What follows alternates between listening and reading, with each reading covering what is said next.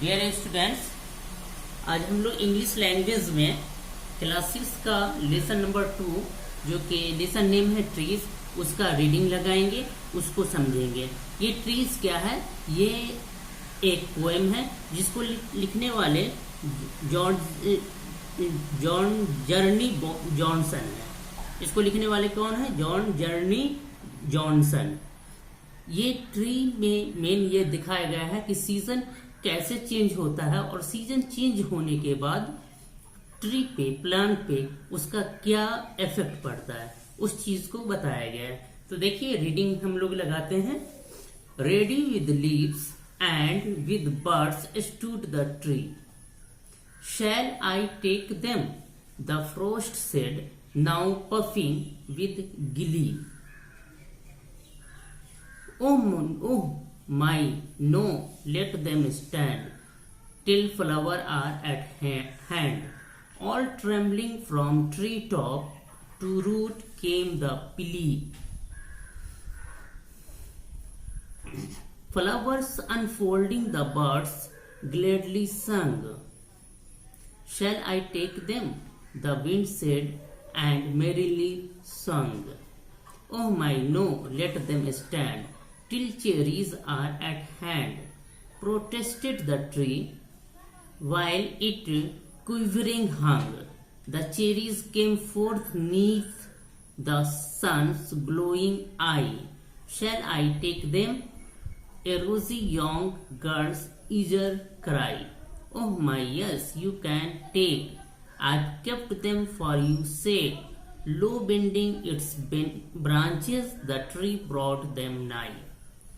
देखिए, इसमें क्या कहा जा रहा है कि ready with leaves and with birds stood the tree. अपने पत्ते और कली के साथ पेड़ खड़ा था। मतलब पेड़ में नए पत्ते आ गए थे और कली आ गई थी। तो उस वक्त shall I take them the frost से, उस वक्त जो है ठंडी हवा जो है, ठंड जो है, उसने कहा क्या मैं इसे ले सकता हूं? किसे? लीव्स को और बर्ड्स को। नाउ पफिंग विद गिली, ये जो है एक खुश होकर के ये ठंड उससे पूछ रहा है। किससे? ट्री से। Oh my, no, let them stand. तो ट्री कहता है कि नहीं, इसे खड़ा रहने दीजिए। Till flowers are at hand, क्योंकि अब इस पे फूल लगने वाले हैं। The trembling from tree top to root came the plea, sorry, all trembling from tree top to root came the plea. Means के वो इमोशनल, कांपते हुए इमोशनल तौर पे वो नीचे से ऊपर तक वो प्लांट जो है, वो ट्री जो है रिक्वेस्ट करता है।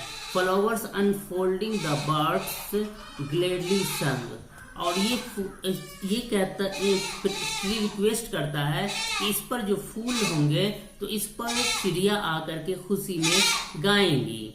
शैल आई टेक देम, अब दोबारा से पूछता है कि क्या मैं ले सकता हूं? कौन पूछता है दोबारा?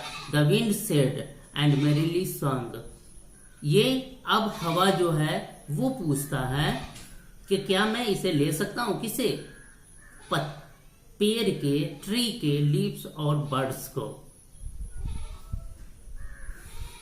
और वो ये इतना पूछ करके वो तेज चलने लगता है। फिर ट्री कहता है oh my, no, let them stand. Tree वही जवाब देता है कि नहीं, इसे ऐसे ही रहने दीजिए। Till cherries are at hand, अब इसमें चेरी, ये चेरी का पौधा होता है, कह रहा है कि अब इसमें चेरी लगने वाले हैं।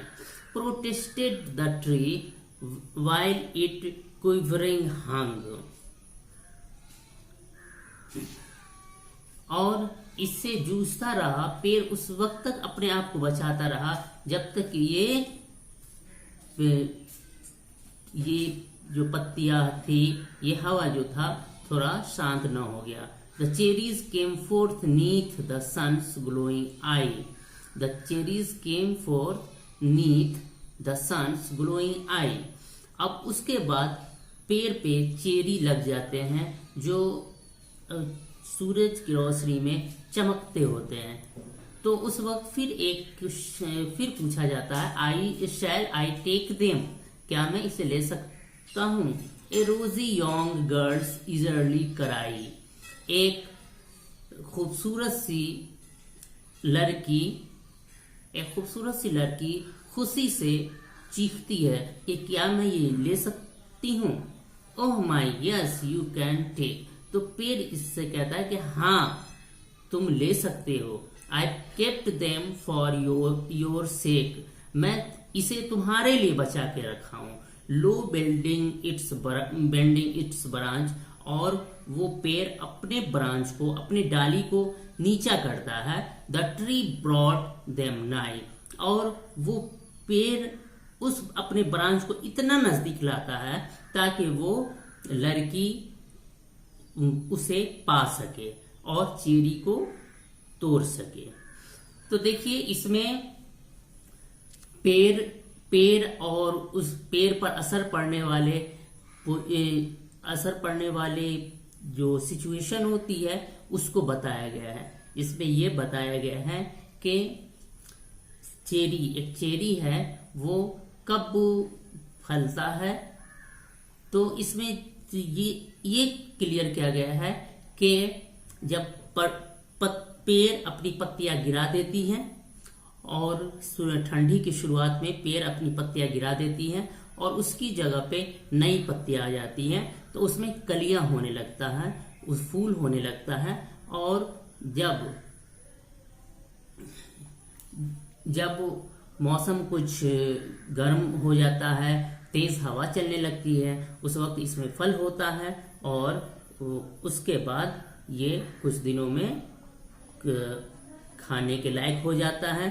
तो जिस तरह से इसमें ठंड ने पेड़ को धमकाया कि मैं इसे ले सकता हूं, मैं तुम्हें नहीं तो मैं तुम्हें सूखा ये कर दूंगा, तुम्हारी पत्तियों को झाड़ दूंगा। ठंड आता है, जब शुरुआत होता है तो पत्तियां पेड़ की गिर जाती है। तो यही इसमें ठंड कह रहा है कि अगर तुम मुझे अपनी पत्तियां या बर्ड्स नहीं दोगे, कली नहीं दोगे, तो मैं तुम्हारी पत्तियां और कली को गिरा दूंगा। तो इस पर पेड़ रिक्वेस्ट करता है कि नहीं, इसको रहने दीजिए, अब इसमें फूल आएगा। उसके बाद फिर सीजन चेंज होता है तो तेज हवा चलने लगती है। तो उस पर ये कहा जा रहा है कि हवा कह रही है कि मुझे ये लेने दो। तो उस वक्त भी पेड़ रिक्वेस्ट करती है कि नहीं, इसे रहने दीजिए, इसमें अब फल आएंगे।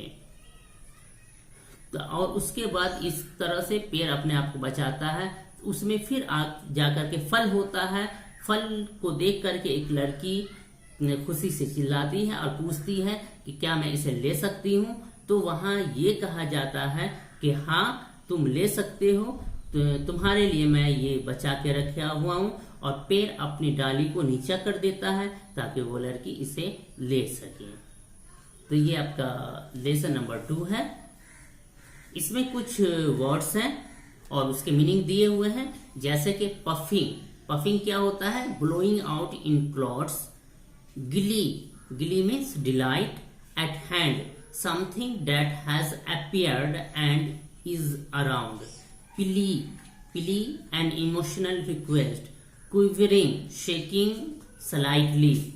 Neath, beneath. Eager, interested and excited about doing something. Nigh, old word for near.